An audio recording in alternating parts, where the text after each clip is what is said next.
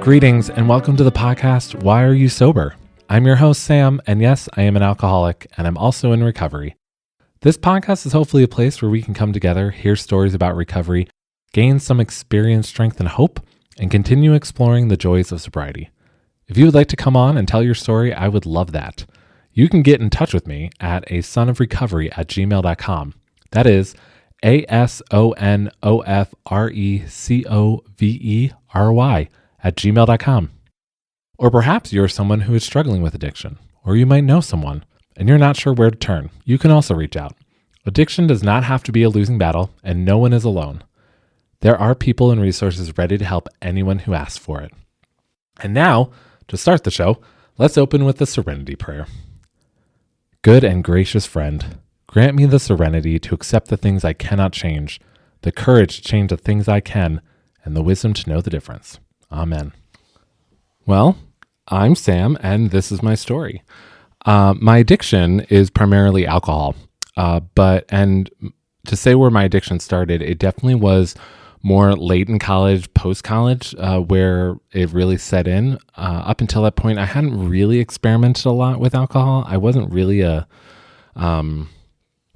very much of a rebel. I did try smoking and stuff in high school, but nothing really past that. I didn't really get into drinking in high school at all. I know a lot of people I've talked to, a lot of other people in recovery, that's really where their issues started, but that was not my case. I was born in 1981 and grew up in Pennsylvania, where my dad was, and he still is, a Presbyterian pastor. Not in Pennsylvania, but he's still a Presbyterian pastor. I have an older sister and a younger sister, and my mom. And growing up was pretty great. I had a pretty good childhood. We weren't poor, but we also weren't like really rich. But my parents did a really good job, making us feel loved and cared for and just enjoying life. But I loved growing up. I loved being a part of the church and what my dad did there. And I loved, I loved it all. I had, pretty normal experiences. I had camping, hiking, all sorts of stuff, adventures. My parents were really go-getters. Like, if we wanted to do something, they encouraged us to do it and try it and get out there. So it was, wonderful. But one of the major issues in my life was my sexuality. And growing up in the 80s and 90s, there are a lot of negative connotations regarding the LGBTQ community, especially around evangelical mainline churches. And so that's really where a lot of my own internal struggles started, was back then. I was like teased a lot in middle school. But once I got to high school, that kind of stopped. Thankfully, I was one of the taller, bigger, guys in my class. And, but still, I just wrestled with my sexuality. And I wrestled with it because I had an understanding that was wrong, that I could not be gay. And I didn't want to be gay. And so I really heavily prayed about it and did everything I could to not be. And except the one thing I didn't do was talk to people about it. I didn't really feel like there was anyone I could talk to about it. I was ashamed of it. I was, super scared of it. But it was there all the time, pestering me. So I had a wonderful youth group experience. I had amazing youth leaders. My parents were really wonderful, and I could probably have talked to them about it. But I also had people in my family that had struggled with their own sexuality and claimed to have gone through conversion programs that helped them with that. And I wasn't sure that was really the best place for me to go, and I didn't really want to talk about it at all. So I didn't. And I just kept kind of pushing through, but I struggled. You could see the struggle in other areas with relationships, but also academically, my focus. I wasn't the worst student in the world, but I also wasn't the best student. So high school was great. I had an amazing group of friends by the end of high school. And I like to call them all weirdos, but I think a lot of us ended up in some kind of part of the LGBTQ spectrum. A lot of them did. And it makes sense why we were all friends and connected. And even those who are our allies from high school, I see why we were all friends and connected now, because we've continued to support each other through our lives. High school was great. And then I ended up going to a Christian college because my parents had really wanted all of us to. My parents had gone to Christian colleges, and they thought that was a great foundation for us, not only academically, but faith-based. And so I ended up going to a Christian college on the North Shore of Boston. It was gorgeous and beautiful, but I don't look back on my college experience with much fondness, unfortunately. There were definitely some really great, enjoyable times, but what clouded over it the whole time was my struggle with my sexuality. I definitely talked with people there about it, but I talked about it in a sense of that I'd conquered it because that's what I wanted to do. I wanted it to be conquered. I didn't want it to be a thing, so I acted that way. It was kind of like a fake it till you make it type of thing. And that definitely didn't work. I ended up never dating anyone through high school or college. I think that's really telling about me because I knew I was not interested in girls and I didn't want to hurt anybody. And that was a big thing for me during all of that time. Now, my parents definitely had their suspicions and knew a lot of things, like in high school and, well, especially middle school and high school. I was in that definite first generation of guys whose internet history was discovered by their parents and then had to talk about it.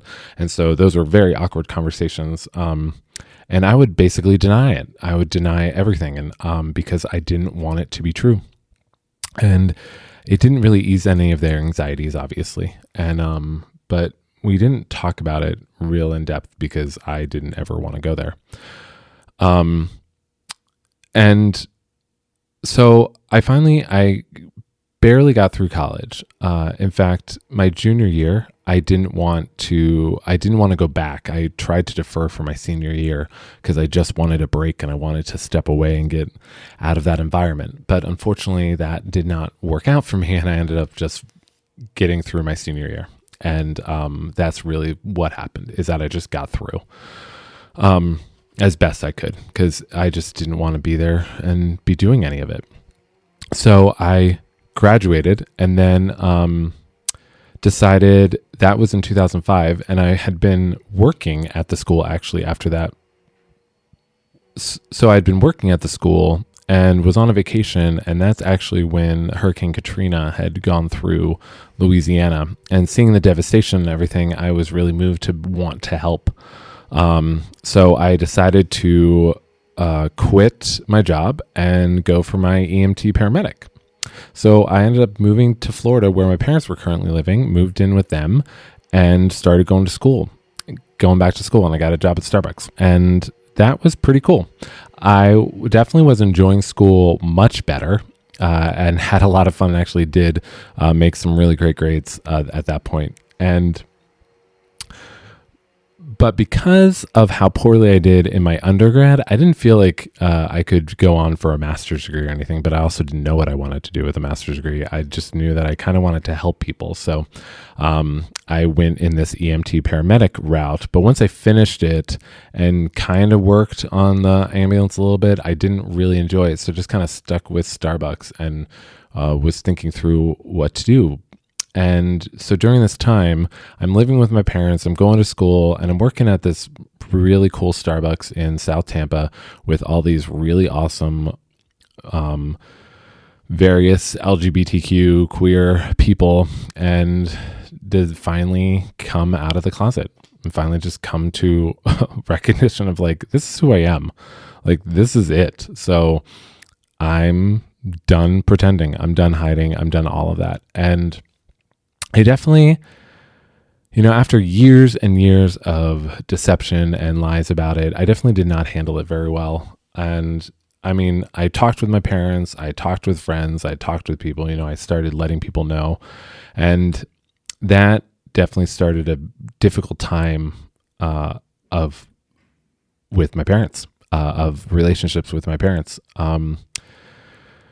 because of their understanding of what they felt about homosexuality, and the people in my family who had believed that they were cured from it.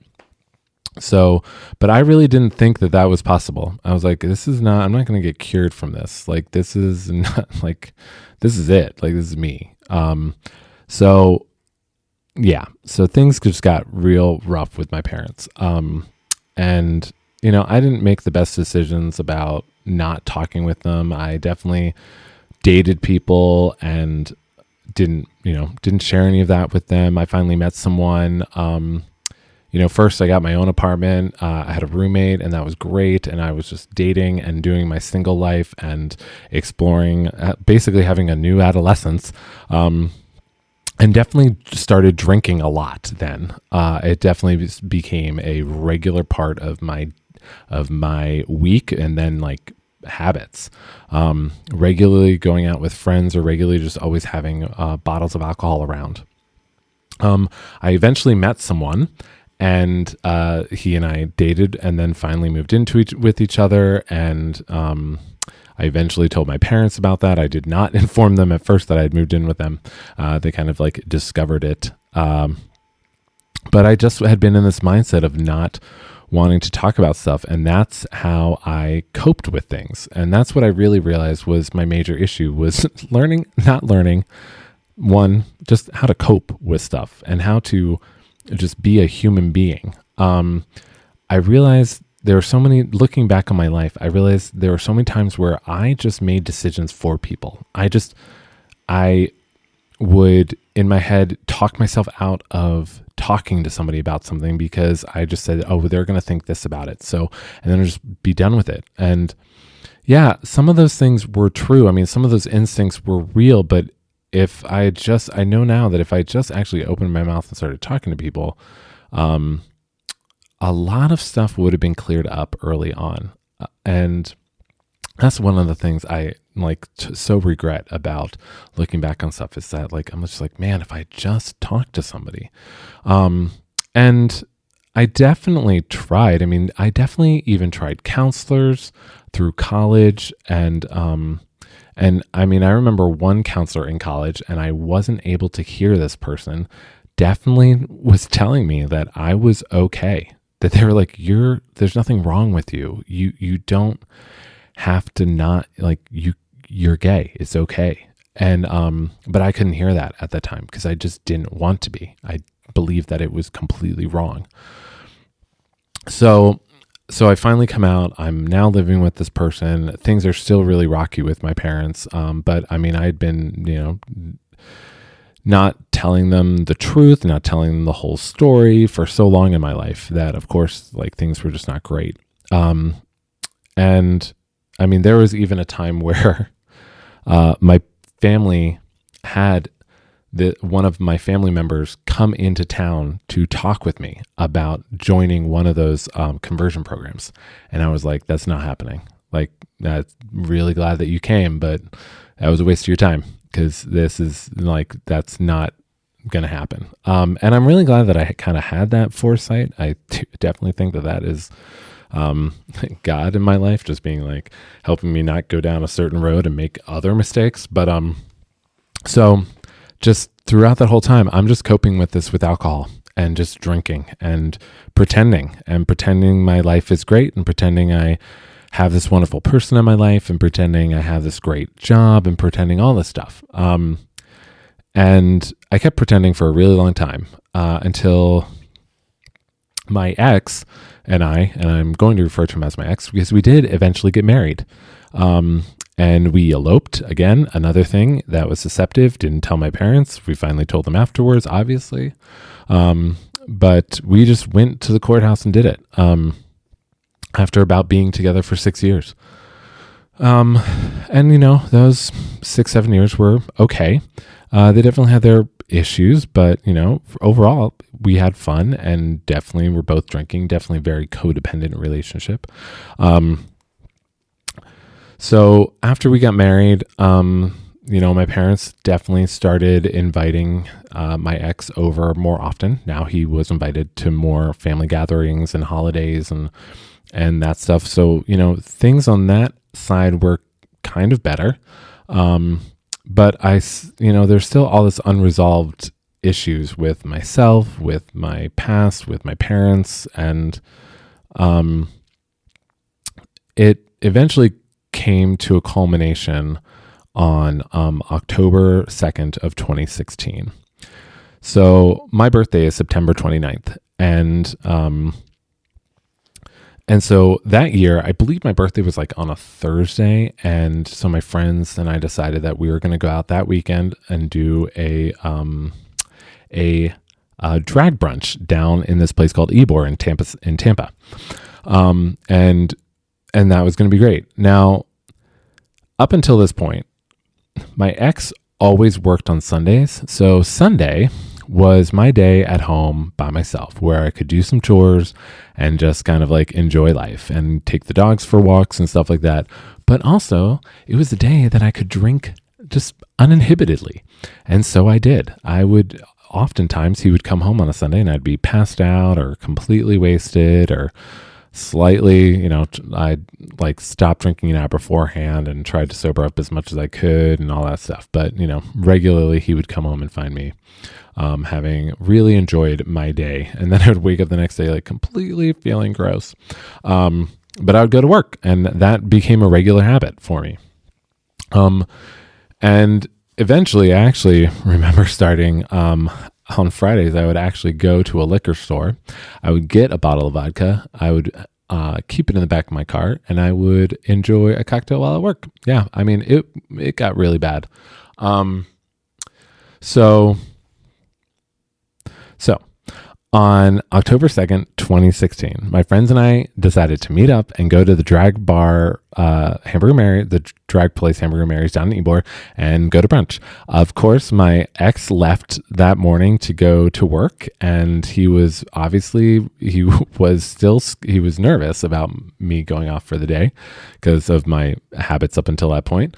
But he left anyways, and I definitely pre-gamed before I went down there. I had a couple of cocktails before I left the house, and then I went down to the brunch, ate some food, drank some more, and then some friends left, but others stayed, and so those friends and I went out to a couple more bars when I really should have just gone home, but we kept going out.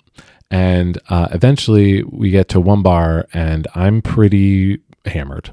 My friends are playing pool. No one's really like with me. And I just kind of decided that I wanted to leave. So I didn't say anything to anyone, and I just walked out the door.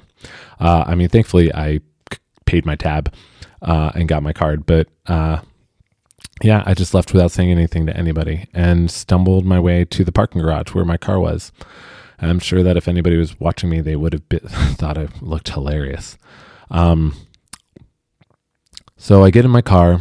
I was able to start my car, to back it out of the parking spot, drive to the exit lane of the parking garage, which is where I ended up just parking my car. All of this from the bar through that moment is all pretty fuzzy. I just have like vague flashbacks of what was going on, but I ended up parking my car in the exit lane of the parking garage right next to the automatic payment machine. And what the cops think is that I couldn't figure out how to get my ticket in the machine and then pay. But I firmly believe that on a faith base that God put a big wall in front of me and stopped me from going anywhere. So what ended up happening at that point is that I was calling random family members and crying on the phone. I remember talking to my aunt on the phone. I definitely tried calling a cousin.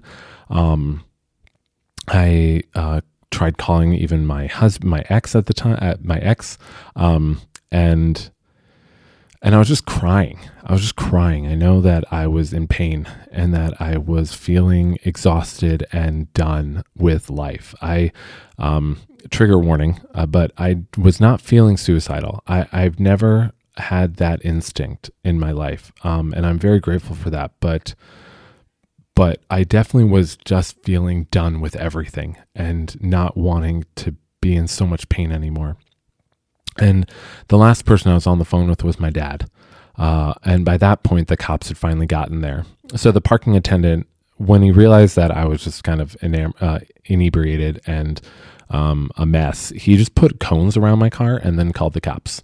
So the cops arrived, and also my ex did. And at that point, I'm still on the phone with my dad, and the cops are at my window, and I just hand my phone to a police officer, which turned out to be a really good thing that I did at that point, because that enabled my dad to get information about what was going on besides just me crying over the phone. He was able to find out that I wasn't hurt, that I hadn't hurt anybody, that my car was okay, that I hadn't caused any property damage, and really that the only major issue was that I was just completely hammered and behind the wheel. So, I had to get arrested. But I mean, at least it gave him and my mom some peace of mind of what was going on at that moment. But I don't really remember what I was telling him, but I know that I was just in pain and just wanting it to all be over and to be just back in communication with my parents. I needed them to not be struggling with my sexuality anymore. And I needed to know that it was done. And I know that I felt like that was a lot to ask of them at that point. But so anyways, I'm arrested. Another really great thing I did was that when we went to go do the field sobriety test, I said to the police officers, we all know that I'm drunk, so you can just arrest me. Like we all can tell I'm drunk. So they did. They just put me in the back of the car and drove me to jail. And at the jail, this is the funny part. So this is where I actually start remembering things a little more detail. And listen, I mean, I got to be able to laugh at these stupid things that I did in my life, because if I don't, I mean, it's just going to weigh me down. But I mean, I parked my car in the exit lane of a parking garage. That's how I got my DUI. Like, how stupid is that? And you know what's kind of crazy is that I've actually met a couple other people who've done the same thing. Anyways, I get to the jail, and I am in a hallway, and I have to go see this nurse who takes my blood alcohol level. She tested 3 times, and it turns out that my blood alcohol level was around 0.24, which even in my drunk state at that point, I knew how severe that was.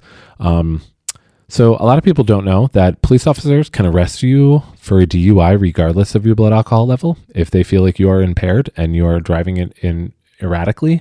Even if your blood alcohol level is 0.06 or 0.05, they can bring you in on charges of DUI if they want. It only starts, like the definitive start, at 0.08.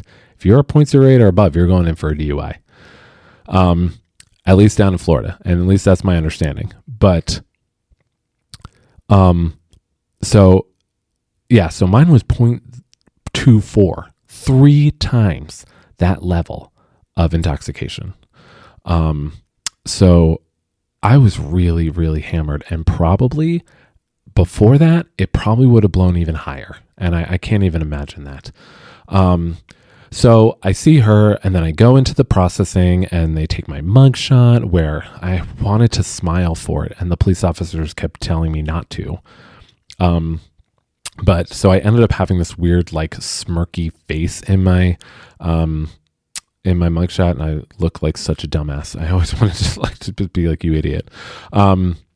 And then I went over to this window where there was a woman for processing all of the stuff that had been on my person. So like my wallet and my phone and keys and all those types of things. When they had arrested me, my sweatshirt was in my car. So all I had on was a t-shirt and jeans. And now in Florida in late September, that's fine because it's warm. But in a jail when the AC is cranked up to like 66 degrees. It's pretty freaking cold. So I'm freezing in there, and she's going through all this stuff with me. And finally she says, so it's going to be a $500 bail. How do you want to pay that?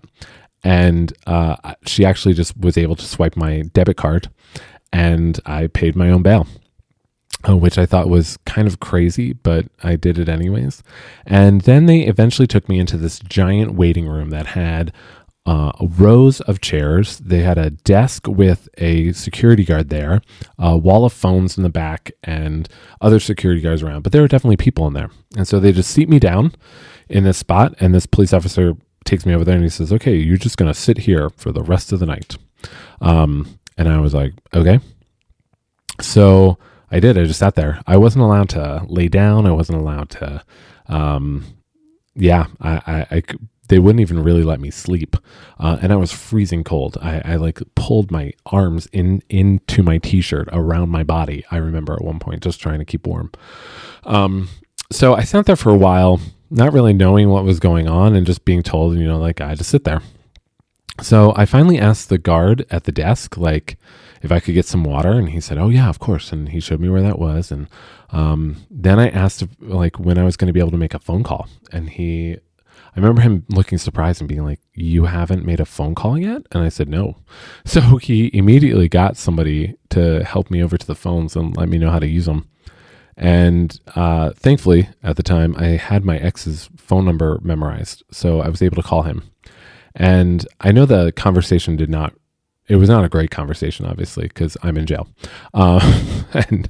But he and I talked, and I had found out that he was allowed to come get me at 3 a.m., that I had to stay in jail for at least 8 hours, and that my booking time had been 7 p.m. So that was going to be the earliest that I was going to be released. I had also learned that he had talked with my parents and all of our families about everything. Everyone was very concerned, obviously. But he'd also gone to get all the bail money. He had to go to a couple different ATMs to get it out. And by the time he got to the jail, I'd already paid it. So the person at the front desk of the jail just told him that, it was all taken care of and that he could come back and give me a 3. And then she told him that I was okay, but I just was really sad, which is really true. I mean, I was just in a really just sad spot. And I was also angry. I was really angry with my parents. I was really angry with life, and that I just didn't understand why being gay was so wrong. I just didn't get it. I didn't understand why people couldn't just be okay with it. Why the church was so upset about it.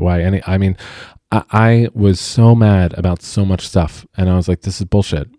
And I never, ever, ever felt that God turned his back on me. Ever, ever. My entire thought the whole time was that people just didn't understand. And that is still the way I think about it, is that people don't understand. So anyways, thankfully, we ended the conversation, and I go back to my chair, and I'm just sitting there and just, letting the time tick by. And finally, a police officer comes over, and she says to me, so an officer is going to come and he's going to direct all of the men to do something, but this does not apply to you. You just need to sit here. Okay. You just sit right here and don't move. And I said, okay. And sure enough, a few moments later, another officer came to the front, called all the guys up. All the guys had to go to the wall, all line up along the wall. Then they all get escorted out, and eventually they all get into some jumpsuits and they all get sent to cells. And I just sat there, wondering why I hadn't been called either. And then all the women are called, and that whole thing happens, and then I'm suddenly alone. And eventually, as more people are arrested, the waiting room area fills up again. And the same thing happens. This happens like 2 or 3 times throughout the night. And I just was like, the whole time, no, I never was called to go and go to a holding cell or anything. So I finish out my night there. And my ex comes and picks me up, and I go home. And so for the next few days, I definitely didn't go to work. He'd called my boss and let her know what was going on. And for the next few days, I had a lot of really, really hard conversations with my parents, with my siblings and other family members, but also I now had this giant legal criminal thing in my life that I had to get taken care of. And so it's also calling a lawyer friend of mine. I called a counselor friend of mine who I actually asked if we could start seeing each other professionally.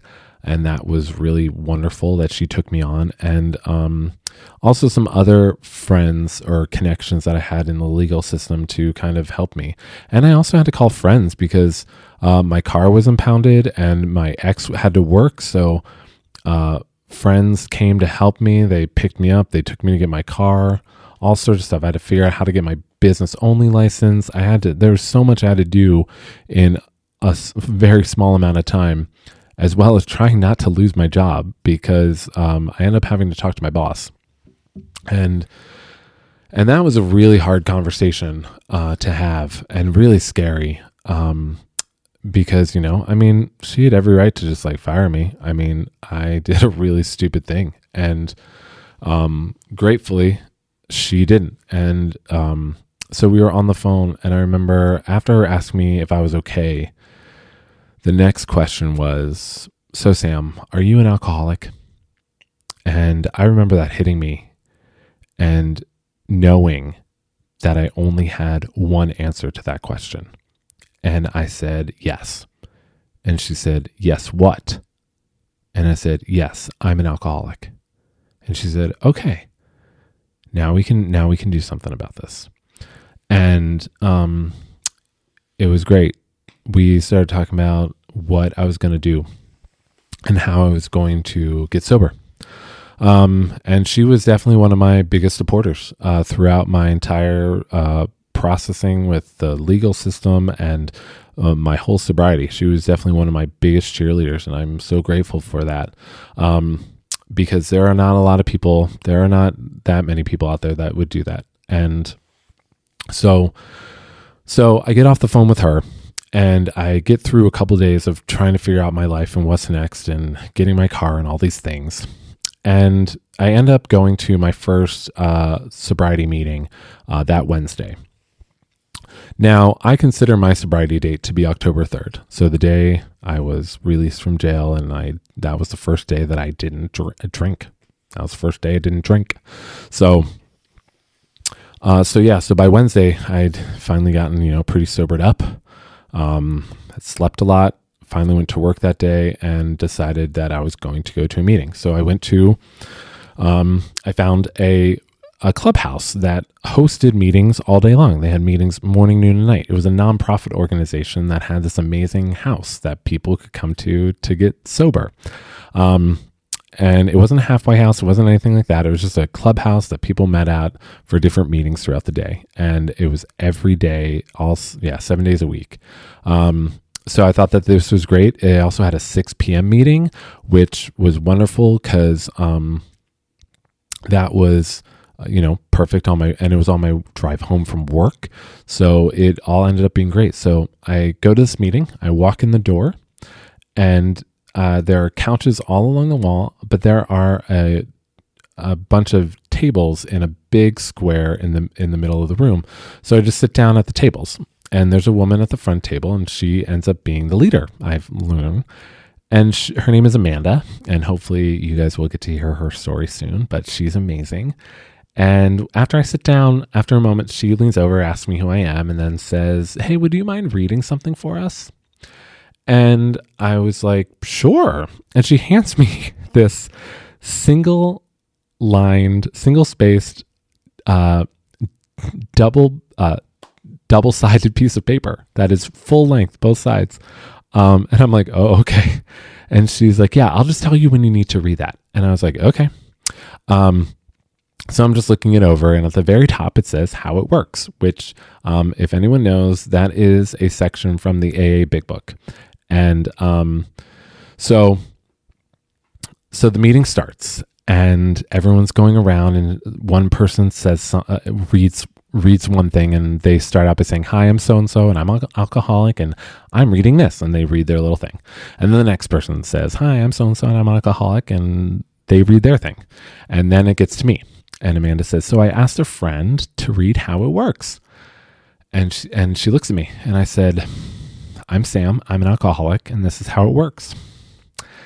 And this still makes me tear up because that was the first time in a group of people that I had said that. And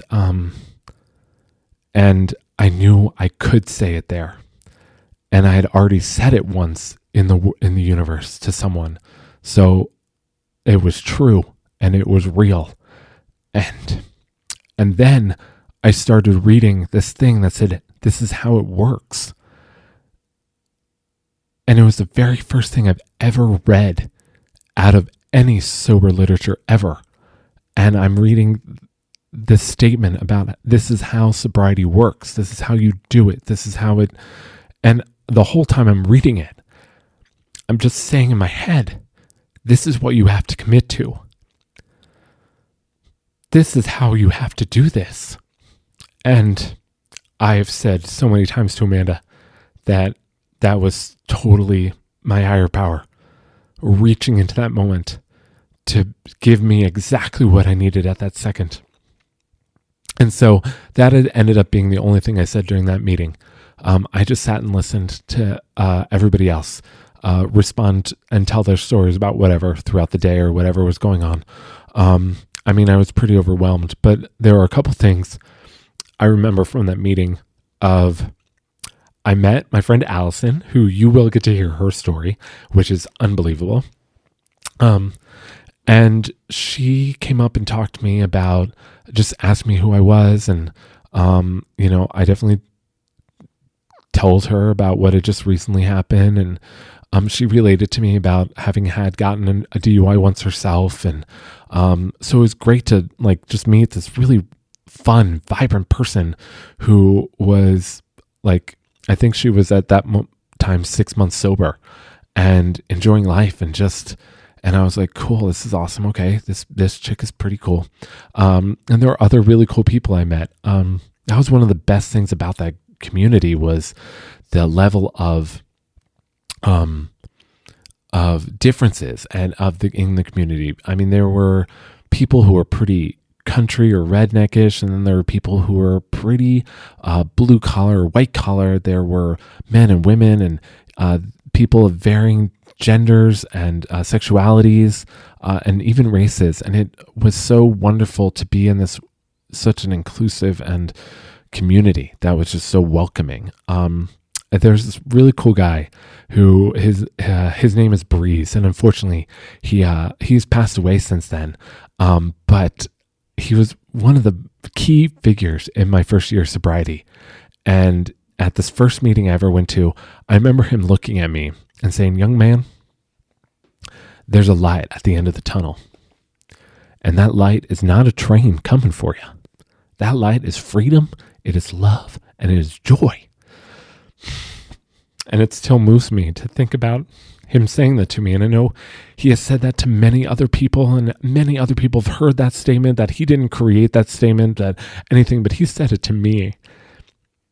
In that moment, it gave me so much hope. And, so anyways, I'm just going to, I'm going to cry throughout this whole thing. So just be ready. So I start going to meetings every day. I'm going all the time. And I'm just clicking in. I buy the literature. I am committing to, and I'm talking in groups. I'm actually sharing stuff, and I'm getting ideas from other people, and just letting people know what's going on in my life and hearing from them about how to handle it and stuff like that. And totally different than the way I'd ever run my life. And finally, I'm just like, yeah, this is great, awesome, okay. So I've gotten to the end of my 30 days. But I still haven't gotten a sponsor yet. And at this point, I'm like, you know what? I'm doing pretty good. I'm feeling great. I'm not having any longings or desires to drink. I am smoking at that point. But I definitely wasn't, itching or desiring to get alcohol. And I was seeing my therapist regularly.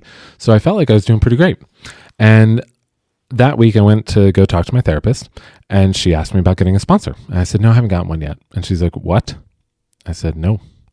She said, okay, well, that is what you have to do next. And I said, what? She goes, listen, if we are going to continue our therapy and you're going to continue going to a 12-step program, you have to get a sponsor.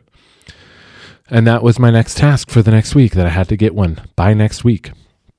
So I started racking my brain. Now, there were tons of people in the meetings. There were a lot of people around, and a lot of guys especially. But, I had never been super comfortable being around lots of guys, especially being gay, especially around a lot of like really tough, rough guys. And at this community place, there were a lot of guys who were bikers and smokers and chewed and all sorts of stuff. And I was just like, these are not the typical people that I hang out with. But, but also I was just like really nervous about asking anyone. There's one guy who I really thought about, but he had a lot of sponsees already, and actually doing my typical thing, I answered the question for him without even asking him. I just decided that he wasn't gonna be able to say yes. I said he would say no, so I'm not gonna ask him because he's got all these sponsees already and all this stuff. So I talked myself out of it, and that was a regular thing I did in my life up until that point, was make decisions for people, as I had said. So he was out of the question. But then there was this other guy. His name is Bobby. And Bobby was one of those biker guys. He actually was a Napa auto parts salesman. Bobby's a huge guy, has this big white bushy mustache, smokes pretty regularly. And he's half Navajo. He is a big guy. I'm 6'1", and Bobby is very close to me and could definitely take me on. He's a powerhouse, and he has a deep voice and powerful voice. And so when he would speak in meetings, everybody would listen.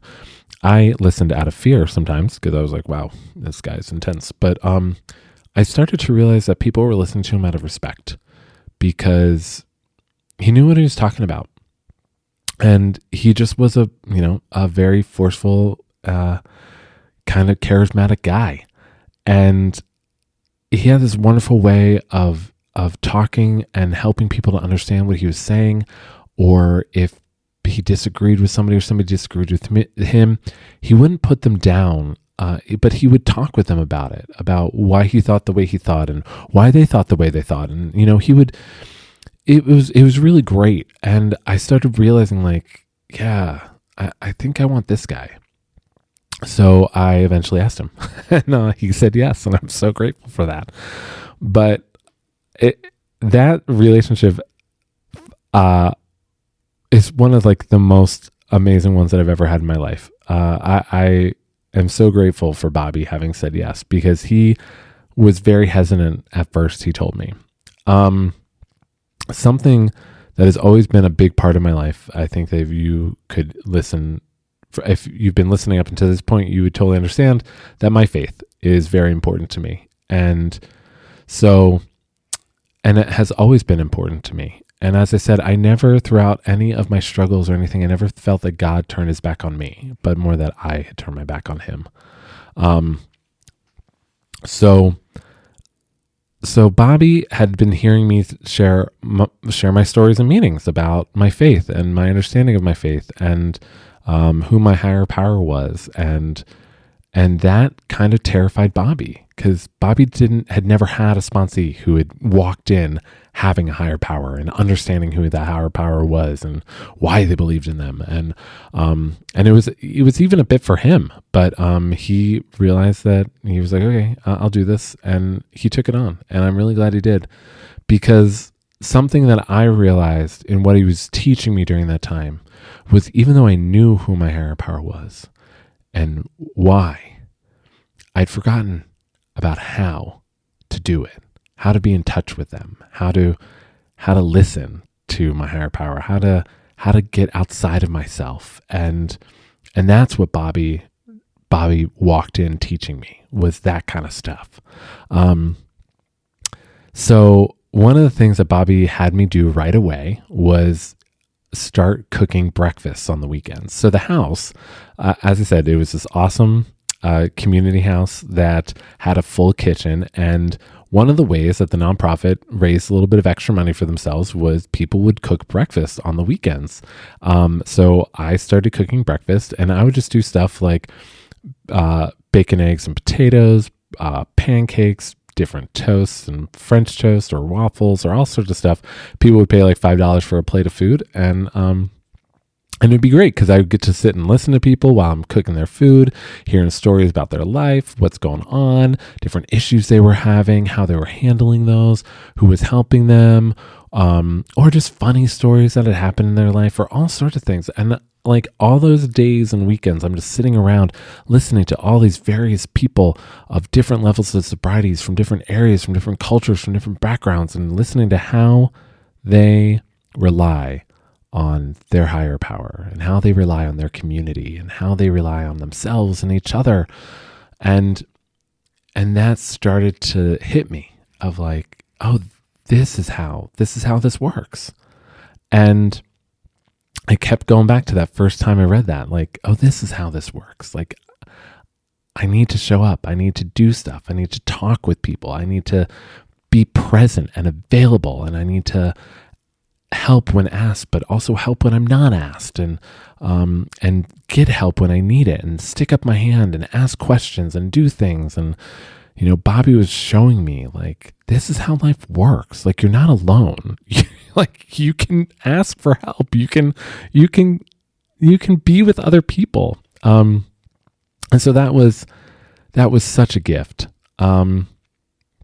So let's see. I'm getting sober. I have a therapist. I have a sponsor. I'm volunteering and doing community service and all this stuff. And the whole time, also, my probation stuff is going on, or at least the criminal stuff is happening. And, you know, I'm having to get my court dates and all that stuff. So Bobby made sure that I had this planner, and I would write down everything on my planner, from my court stuff to my work stuff to a meeting. And also, though, I'd have to write down, like, every day in the morning, I'd write down 3 things I was grateful for, 3 things I was looking forward to, and 3 things I was going to work on that day. And then in the evening, I would reflect on those things and think through, like, did I work on those things? Do I need to do something different tomorrow? What am I grateful for at the end of the day? And also think through, like, had I hurt anybody or done anything that I need to go back and ask for forgiveness for, or make an amends for. And so he was getting me in this habit of, like, just thinking through stuff, and not being so selfish, but being self-centered, and which is a very different thing than being selfish. And being a part of my community and my family and people. So that was super great. And, you know, he was showing me that if I show up, if I do the work, if I put in the time, like, if I'm honest, and if, like, things will work out, things will be better. So I finally get to the point where we're having my arraignment. So, I had previously had a court date in November sometime, and then, you know, they're like, so get a lawyer and come back, and this is the day that you'll come back and we'll do the arraignment. So that date came, and it was going to be December 7th that I was going to go to the court and you know, get sentenced. And I decided that I wasn't going to have any representation. But I talked with a lot of people about it, and one of them was Bobby. And I really felt like that was really important, that I was just going to go and take responsibility for my actions. And Bobby was like, that's great, but I think you should probably have a written statement. He's like, so I did. I had a written statement. So I get to the court, and then the court is full. The courtroom is full of people, all there waiting to go before the judge, and the judge sentence them for whatever they've done, and to hear their story, and talk to their lawyer or whatever. So they're calling people up, and eventually they get to me, and I get up and go before the judge, and he looks at me and says, so you don't have any representation? And I immediately go, no, but I do have a written statement.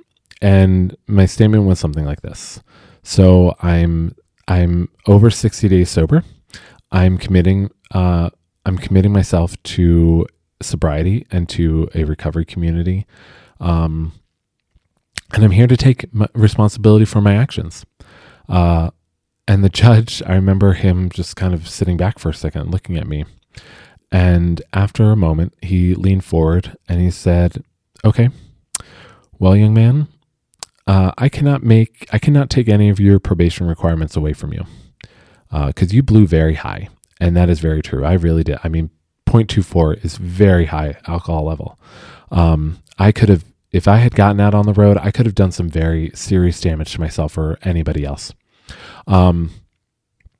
So he said, "I can't take anything away, but I can make things a little bit easier for you." And at that point, he started to cut everything in half, from my financial requirements to my probationary requirements, from like my community service to the breathalyzer being on my car. He just cut everything in half.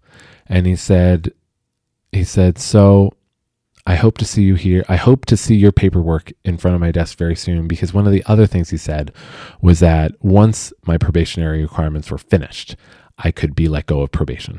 I didn't have to serve the full year. So I just said thank you, and went and signed my paperwork and walked out the door. And all of a sudden I realized that it had all worked. Everything that I've been working for had happened. That I showed up, that I did what I was supposed to do, that I took responsibility for myself, and things turned out okay. The gift that judge gave me was so wonderful, because I did get my probation stuff taken care of very quickly and was out of it by that summer. And it was so glorious to know that I had my license and I had my life back, and that I had done it and I had gotten the work done, and that I had relied on other people to do it. So at that point, I'm thinking everything is pretty great. Life is good. I've got my job. I've got my life back and car back, and I no more probation, and relationships are all going pretty well.